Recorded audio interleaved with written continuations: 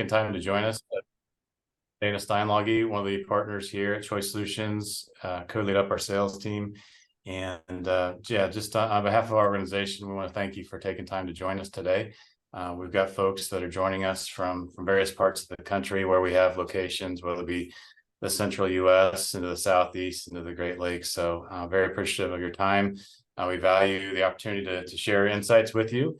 And kind of, I was just going to go through, and for those of you who may not be too familiar, just give you just a couple minutes on our team and kind of where we're focused at, and then we'll get you introduced to the team and kind of dive into really kind of the education you guys were and insights you guys were looking for around helping adopt maybe services or solutions to protect and prevent against email compromise and email fraud. So we'll look forward to diving into that into a minute. So just for us, our company, at the high level, a lot of what we focus on is helping your organization improve the technology experience of your workforce.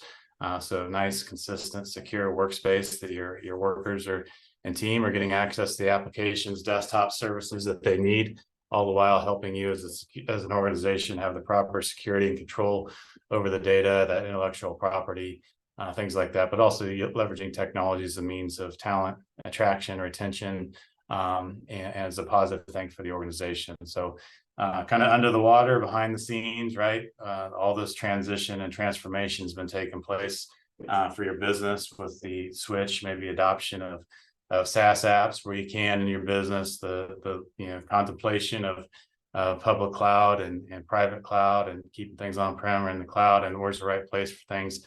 But it creates a lot of change too, right? With your workforce, so people working from anywhere, and security changing significantly. So with email, whether it be an Exchange Online or in Google Gmail, new locations for email, and which opens up a lot more opportunities for access if we don't have the right security measures in place. So kind of today we'll be diving into that a little bit specifically. All the while, like as a team, as organizations, you all are facing constraints, whether it's in the ability to get, execute on new projects, to stay up with, keep things up to date in the environment, as well as kind of developing, retaining IT staff. So everybody's facing challenges there. And there's a gap for partnerships in the environment. So for us as a company, we're focused, we want to help you help your organization adopt, hybrid cloud solutions. So solutions that can work whether you're on-prem or in the cloud, and from the data center, the cloud service all the way down to the secure endpoint. So that's our focus, and the services, the solutions that we might be working with you on. So some of the things, how we can help, today, some of the stuff like what we're going to share with you is actually something we can simply offer as a service, as a monthly service to add on and complement what you might be doing and help you kind of get a lot of value out of. So we've got a fast growing managed IT services component of our business, again, to help with teams and organizations that have constraints and maybe need a fully managed partner or a co-managed partnership of some sort that they trust, that has the tools, the processes, the leadership, to help be a partner to your business. So we've got the ability to help with various traditional VAR type of needs, with cloud services, software, hardware partnerships we have, and as well as just a project team and professional services arm that can help with new deployments, health checks, reviews, various things like that your organization might come across as well. Real quick, just some technology partners, some specifically that I'm going to tie in more on like the security space, but how you're accessing apps, how you're delivering desktops, things like that, the infrastructure that you're supporting or that you're running those applications and critical business applications on, whether it be on-prem or whether that be in the cloud. And for us, we partner a lot with Azure.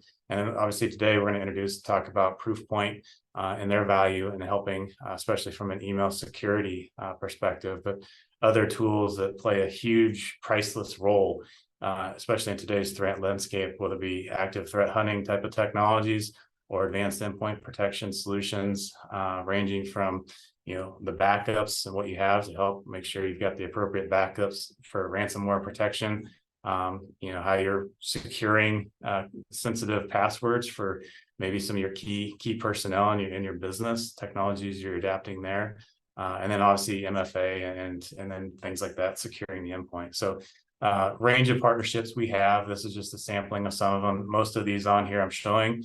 If there's a solution we might be working with you on, we can actually offer as maybe like a monthly service to your business to bring value. So and just we're here to fit a role. As organizations, we hear a lot of times like you might have transactional partners you work with that can help you resell something or buy something, but maybe lacking true partners that have the value and the expertise to understand kind of what you're dealing with as a business, what you're trying to accomplish, and maybe help you develop practical solutions. Maybe take one step today that might prepare you for a successful strategy that you're aiming for in the future, but all the while kind of taking into sense, your business, what's achievable, what's realistic, and helping you develop a roadmap. So that's our goal as a partner, to serve your organization. Again, we're grateful for your time. I think one thing I was going to highlight too real quick. So this is a webinar series. We will have another one coming up October 17th. That one will be focused on more around customers, organizations might be adopting Microsoft 365 in the environment. Have a little conversation around what's included with your Microsoft 365 from a backup and recovery perspective. What's standard, and then is that acceptable, or maybe is there additional kind of extensions you might need to be thinking about for your Microsoft 365 environment. And we'll have that with a partner of ours, Assured Data Protection, on the 17th. And so we'll have at the survey at the end, there'll be the ability, if you'd like to join us for that one as well, just click a button.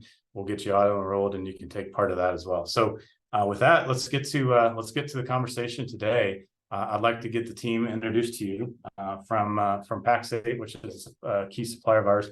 We've got Peter Scott from Proofpoint. We've got Randy Skadden, and also from the team, we've got Chris Watson, who's our information security manager. So thank you guys for joining us. We appreciate it, and look forward to the content.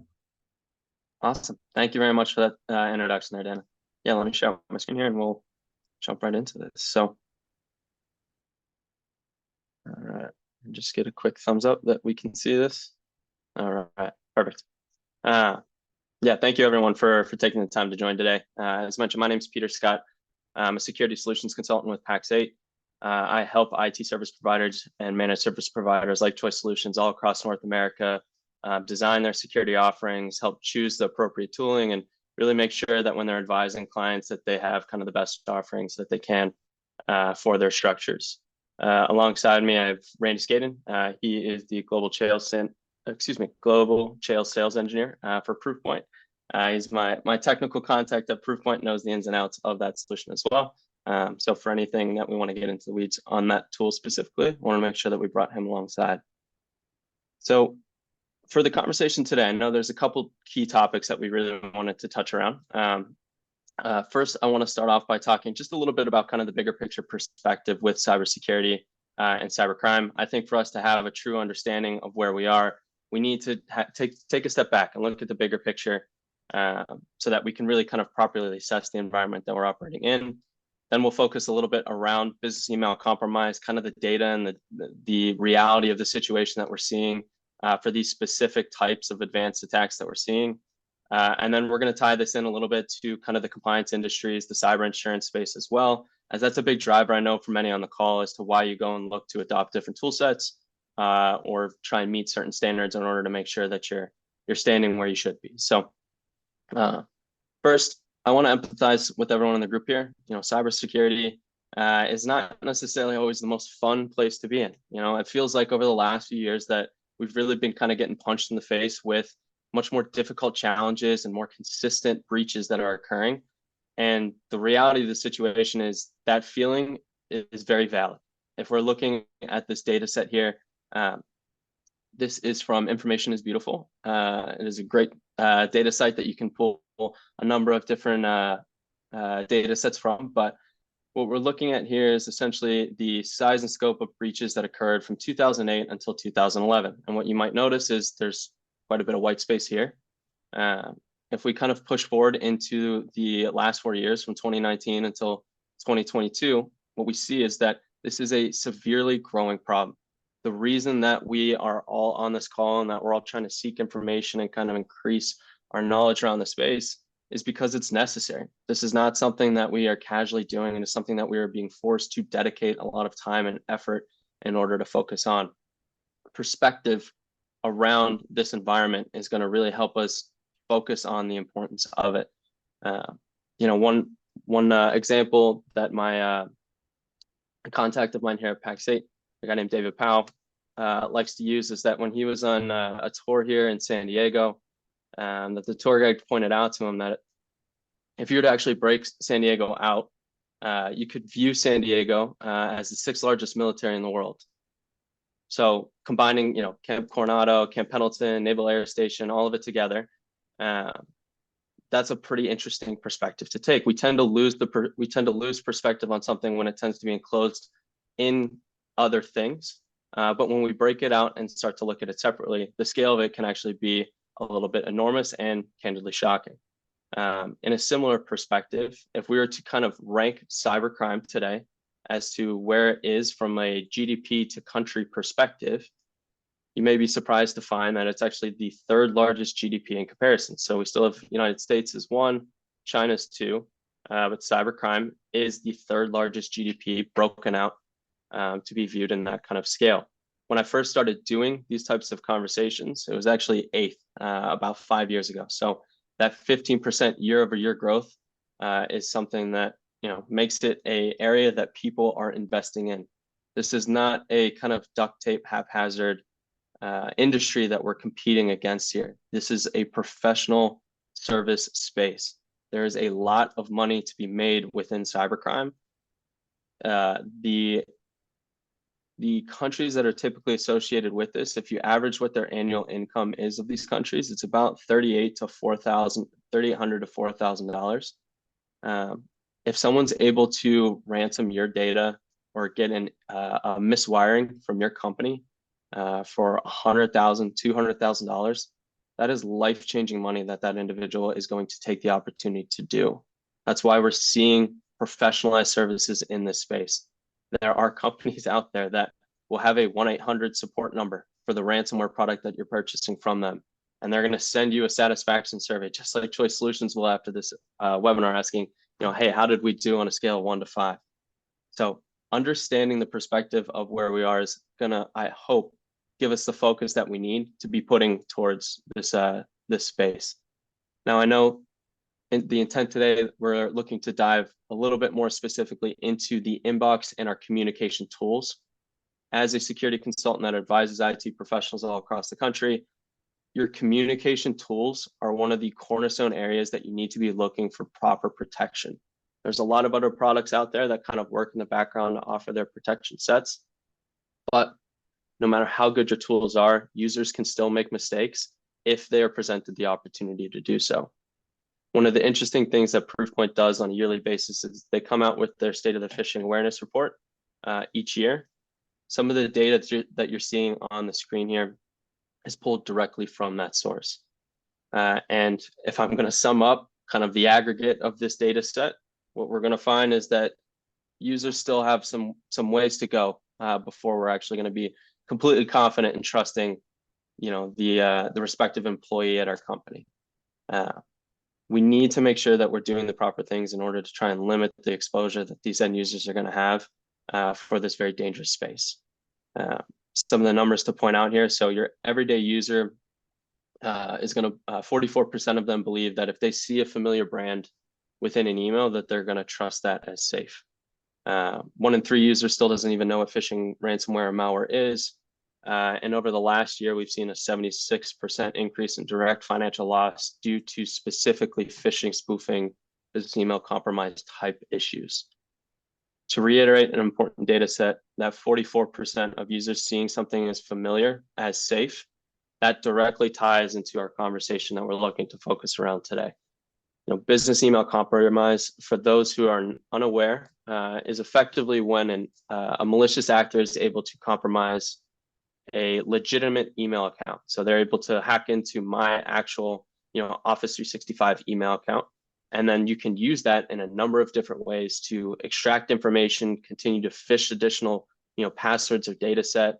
You can also use it to try and get fake or malicious wired money to, an account that is not that actual business. These business email compromises are incredibly effective. And it's a reason why that we're seeing it as the top concern for 41% of global board members across the globe. With brand, tying this back to that kind of brand familiarity, if someone legitimately compromises my actual email account, that brand familiarity is now going to be used as actually an advantage to that malicious actor, because it's coming from a known trusted source that individuals have communicated in, during their day-to-day business piece. That's why we need tools that are going to be able to actually detect anomalies when it comes to our communication tools, so that we can actually catch those types of issues when they occur. The other side of this as well too is the bigger the brand, the more commonly we're going to see it being exploited with any sort of impersonation type of issues. So as you can see here, Microsoft is by far and away the most commonly exploited brand that's out there. It makes sense with majority of users using it. Not far or kind of next to them being Amazon, DocuSign, Google, some big name brands that are out there. One thing that I think the cyber community does, and particularly the press side of things that's a little bit of a disservice to us all, is that when you see these numbers and you see the names out there, you think, why does this matter for me? I'm not, a $1 trillion company like Microsoft or Amazon. Who is going to go after my individual, small to medium-sized business? But the reality of the situation is that small to medium-sized businesses are actually going to be more exposed than your large data set type companies. If you were to come and ask me to rob a Bank of America, am I going to go to the downtown New York City office where there's armed guards everywhere in a very, very secure building? Most likely not. I'm probably going to go to a rural office that the closest, police station is 50 miles away. And if I were to walk in and talk to the front desk lady, they're going to, address me by like, "Oh, honey," or something like that. So we need to make sure that just because of we believe that our size is going to make us not a target, the reality is that that's not true.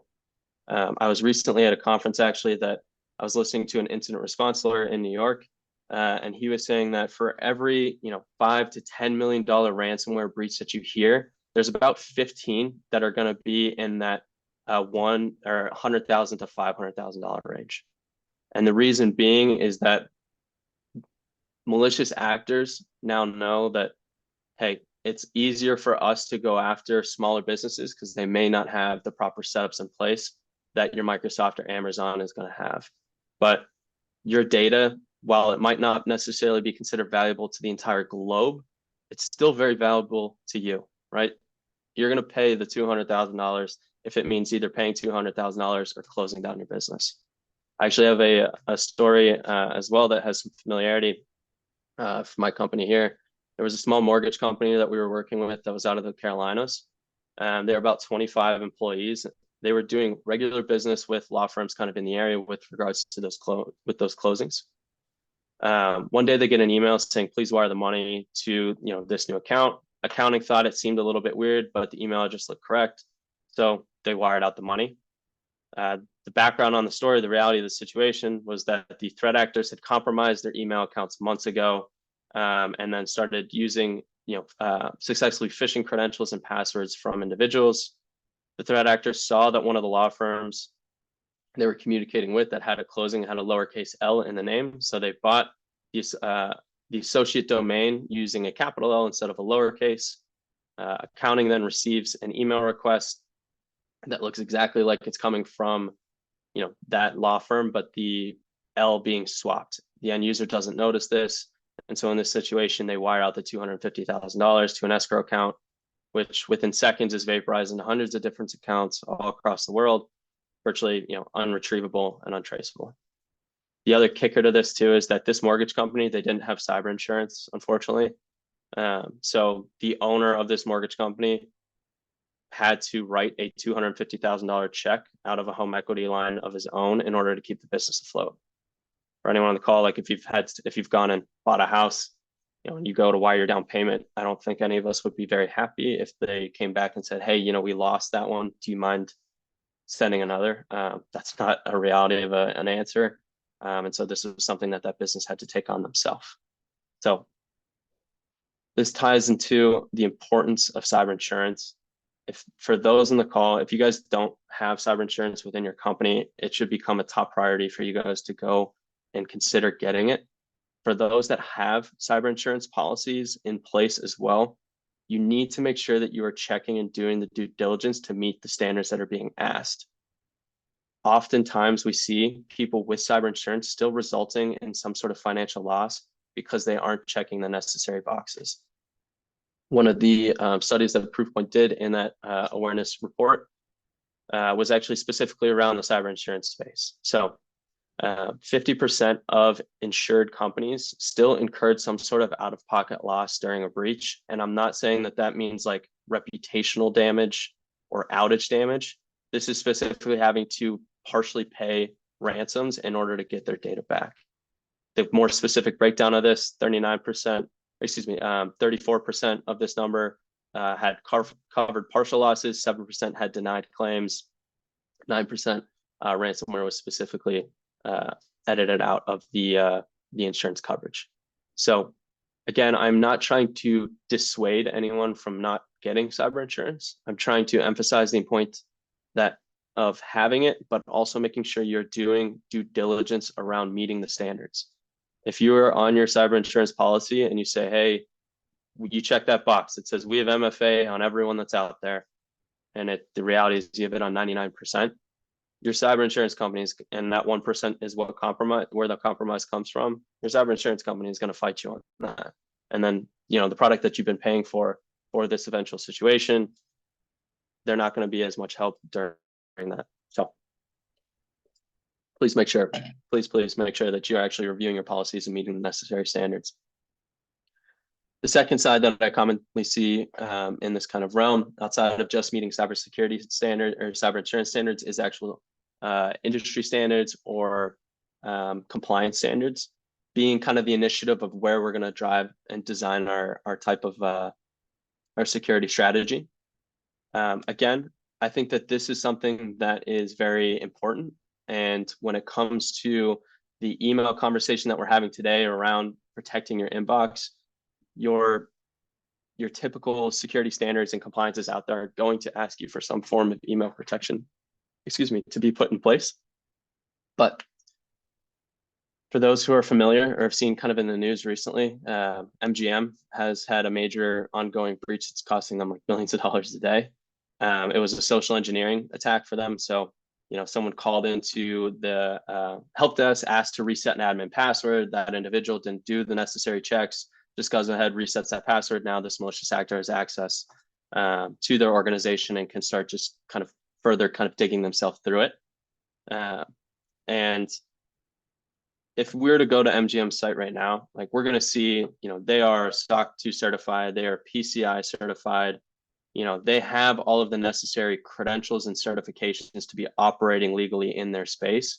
But compliance does not mean necessarily that you're secure. Security needs to be not only the structure and tools that you put in place, but it also needs to emphasize the culture that you have. In that situation, if someone's calling in and asking for a reset of password, it's as simple as trying to train that end user on the other side to say, hey, you called into me, like, what's a number that I can call at our general number and get transferred to you, or who's your boss that I might be able to connect with? It's important that we give patience and kind of coach to patience for our end users to make the proper decisions, even when it feels like a pressure situation or moment that we're trying to make a decision. So don't let a compliance standard that you guys are adhering to and meeting not make you consider additional security options and kind of be reviewing your policy sets. Because even the most compliant and highly certified company still has the potential to have some sort of risk exposure. This is going to be very, very important moving forward as well, because unfortunately for us in the call here, this is only going to become a more growing and kind of complicated space with the introduction of AI and machine learning. I'm sure that you guys have been on webinars or done some reading on AI and the impacts that it's going to have on cybercrime and in the phishing spoofing space. Ultimately, to summarize it up, it's going to make things a lot easier, and they're going to be much more sophisticated options out there for our bad actors to be using. Your traditional type of bad emails that they would send out, if I'm trying to hit 100,000 users, I need to keep it generic. I need to keep it broad-based. I need to make it say it's from Microsoft, please reset your password, and then just send it to everyone I possibly can, hoping that majority of those users are using Microsoft. That has had some success, but what we're going to start seeing more in the future, and we've actually already seen some examples of this, is it becoming much easier for malicious actors to be specific. So you can use AI tools like ChatGPT to create like the actual kind of context language that you want the email to be around. You can use Dolly to help scrape for background information on a company. You can use Baby IG for internet scanning to kind of get specific data around users that's going to be relevant to them. There's an example of this happening. It was a healthcare breach that occurred. What the malicious actors did was they were using these tool sets and were able to say, please find me 10 healthcare executives that have had a recent life event, like a newborn child. And we're going to focus on these specific region areas. So if this is in Pittsburgh, Pennsylvania, where I originally grew up, in Pittsburgh, there's effectively 2 healthcare providers. It's UPMC and Blue Cross Blue Shield.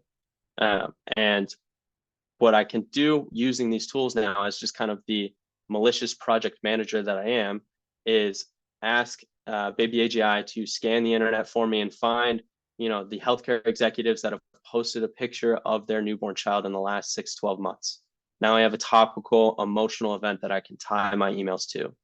I also know that it's going to be from one of these 2 major providers, so I can make that email look like it's coming from UPMC. If I had a list of 10, now I'm hitting a 50% mark rate of this topical, timely, and emotionally driven email that's accurate to the individual user.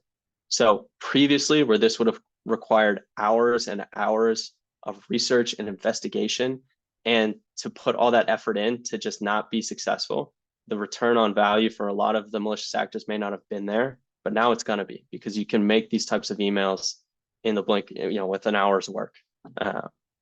So this stresses the importance of why we need to make sure that not only are we looking at these areas, but we're choosing the appropriate tool sets to protect our inboxes and communication tools.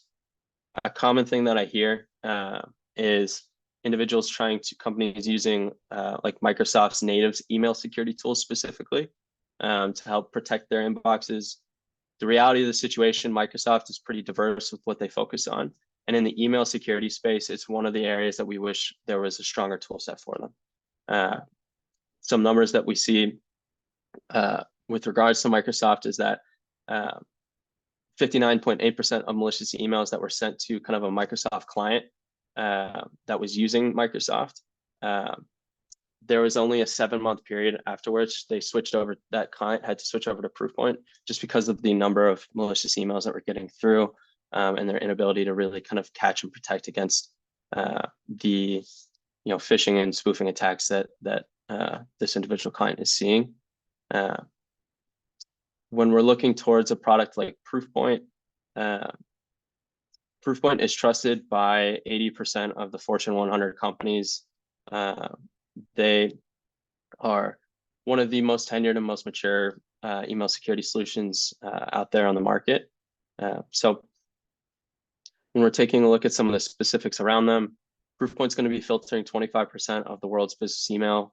They have 4,000 plus global employees, 10 years as a Gartner leader, 20 years in the email security space. And this 150 plus threat analyst is something that I really like to specifically identify and point out for Proofpoint. Every single email security solution out there these days is going to claim some sort of machine learning, AI-based protection in order to help catch these bad emails that are coming through. But the reality of the situation is none of those tools are going to be perfect. We're still trying to improve things to get to a point where we can say 100% guarantee you're not going to have any problems. But I would also say in the security space, when you hear that, that's a sign that you should be a little nervous of the person that you're talking with. What these 150 plus threat analysts do. So Proofpoint has an engine that they call their Supernova engine. And the Supernova engine is looking for specific anomalies within email that usually tie to a phishing or spoofing based issue. The idea is if someone's changing a routing number without really a routing and account number for a wire information without either like clearly calling out why or have any sort of indication of this happening in the past, that's an anomaly that we should be aware of. Or if I'm communicating with Randy at his Proofpoint email and my Pax8 email, and then all of a sudden I'm getting an email from Randy, but it's coming from, you know, a Proofpoint with an L instead of an I in it. That is something that this engine is designed to try and catch and ideally quarantine those issues. But we also don't want it to be over aggressive and make sure we're quarantining everything.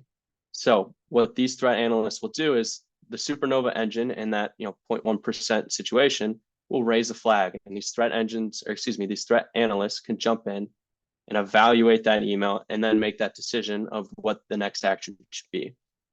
There's actually a specific case of this happening with a client that I worked with. It was a timber company that was out of the Canada region. This timber company was specifically a victim of business email compromise issues. They had done a lot of work with a machinery manufacturing company. It was actually the machinery company that was the one that was compromised through social engineering attacks. And then the malicious actors were, through this machinery company, starting to send out effectively fake invoices to clients. You would imagine a machinery company, you're not selling snow cones, you're selling $1 million plus equipment. So these invoices are hefty ones. And if a mistake is made, this is going to be an expensive mistake. One of these $1 million plus invoices got sent to the timber company that my partner was working with. Proofpoint was able to see on that email that the account number and routing number had been changed without any real clear indication for a reason around it. It was just a swap and try to make it look exactly like every single other invoice that they'd received previously. So what Proofpoint was able to do was call me and the IT service provider like Choice Solutions in the story. And then we were able to actually get in touch with the actual timber company and tell them just to hold off.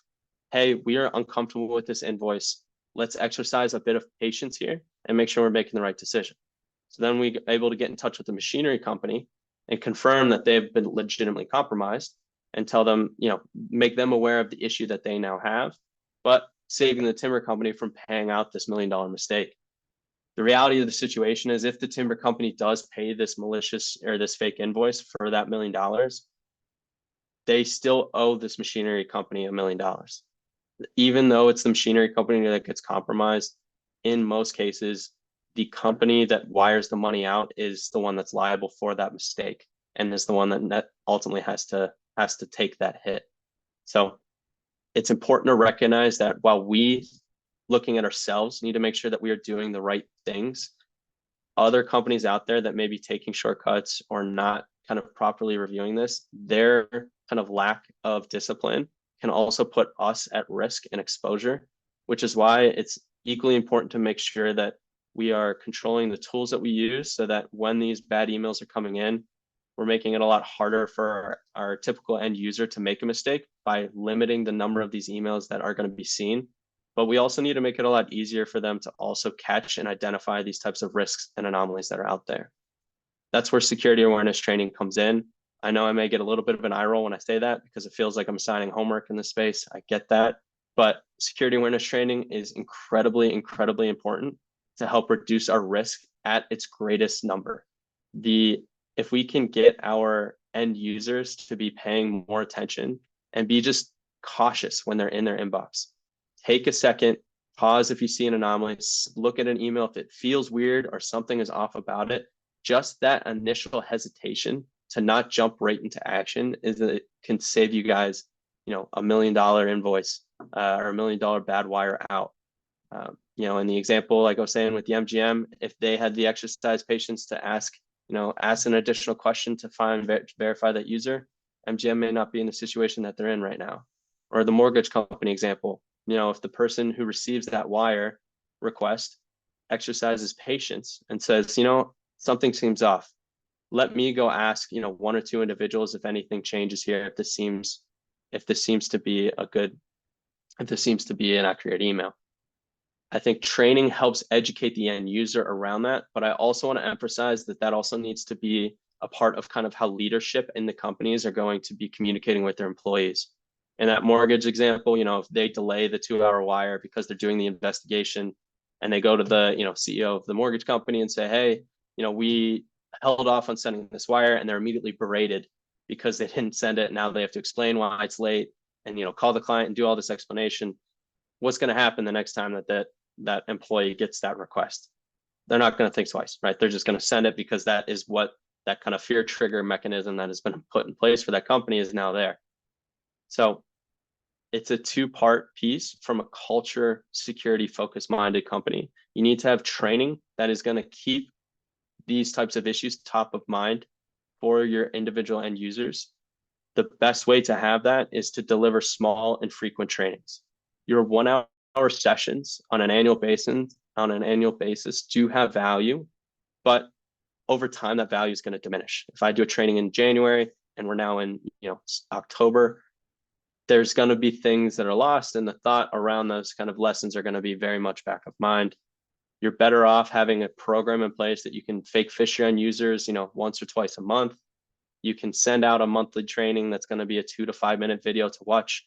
The idea is keep it top of mind and keep it consistent, but also let's try and keep it concise enough that we're not going to be upsetting someone with a new term paper every single month within this space. So with that said too, I think one of the other barriers that we tend to run into when it comes to security is that there's so many things that we can do, right? There's thousands of tools that are out there that we can go evaluate. There's tons of different policies and switches and flips and things that we can focus on in order to try and harden our environment. And oftentimes we can get a little bit of analysis paralysis. We can't let momentum stop. We need, whatever your guys' first step is, you need to make sure that you're taking that. One of my directors of security and compliance, a guy named Matt Lee, likes to say is don't let perfection be the enemy of good. Evaluate where you guys are today, find out what kind of your next step risks need to be, and take that step. Don't be worried about a misstep left or right, but forward momentum is what we want to be making sure to do. And the good thing for you guys is you have a partner like Choice Solutions that can help advise you and give you that direction. I do want to leave you guys here with a couple quick key things that you guys can do today to really help mitigate some of the risks in this topic space that we're talking about. So multi-factor authentication, straightforward. Make sure multi-factor authentication is on every single individual user. Like I said, 99% of users, that is not going to be a good option. 100% MFA across the board. Make sure you're auditing it and controlling it so that you know it's on everyone. That then ties well into the cyber insurance space. Again, if you don't have cyber insurance, go get it. And if you do have it, review your policies to make sure you're actually adhering to the things you agree to so that you can actually say you have cyber insurance and not that you're just paying a monthly subscription for something that you're actually not going to be able to use because you falsified a document. Review your email security policies. Again, our communication tools are going to be one of the most key areas where people are going to try and exploit us. And we need to make it harder for our end users to make a mistake by limiting the exposure of bad emails getting into their organization. And your email tools are going to be the best way to do that. And then as well, we need to make it easier for our end users to recognize problems and anomalies with the inbox. Your security awareness training programs are going to be able to keep security top of mind for your users and make sure that we have them as our last line of defense when necessary. And as well too, make sure to be backing up your systems. Security 101, have some backups. I know Choice Solutions said that they have a second webinar coming up on that topic as well too. So definitely recommend attending it. Backups are key. You don't need them until you do, and the day you do, you need to make sure you have them. So, and then finally as well, you guys, everyone in this webinar here, you're lucky enough to have Choice Solutions as an advisor and a consultant that you can work with. So leverage Choice Solutions and let them be your expert to help you find out what that next step needs to be for you. And ultimately, heed their advice when they're trying to give you guys direction as to what you should be doing next. So with that, I will kick it over to Chris here. Thank you, guys. Thanks, Pete. Yeah, I could echo a lot of the things that Pete covered there, and it's amazing to see that with all the technological growth that we've seen over the last couple of decades, that email is still that top vector to get into organizations. So again, how can we help you with that? How can we sort of take that off your plate and help you with your managed solution case? That was awareness training. I'm again, like the other guys on this call, I'm a huge proponent of a trained user being the first step in our defense. So I'll turn it over to Dana. I didn't have a lot to add on there. Pete was great. If there's any questions, please feel free to come in the Q&A, and I'll hand it over to Dana. Yeah, so Peter, Chris, Randy, thank you so much for your time. Thank you everyone for joining us today. Again, we'll have a follow-up kind of session, kind of what Peter just finished on around backing up 365 as part of your backup strategy. We'll have that on October 17th. You know, we've been a long time advocate for Proofpoint and the technology, even from the very beginning of when it first came on the market, and some of the iterations it's gone through, but love the solution and the value it has on top of our customers. And again, it's what we work with and have the ability to offer for small, medium-sized businesses with their essentials. It can just be layered in simply on a monthly basis for your users and help provide significant value in terms of, you know, again, helping play a role in preventing business email compromise, helping, you know, ensure productivity. But it's just one very valuable layer in the several layers to help with practical solutions to protect against today's threats. So we appreciate it. Again, there'll be a quick link for a survey. We'd value your input. You know, you took time to join us, and value anything we can be doing to make this more valuable for the time you're taking, and look forward to any continued conversations with your business as well. So thank you, everybody. We appreciate it.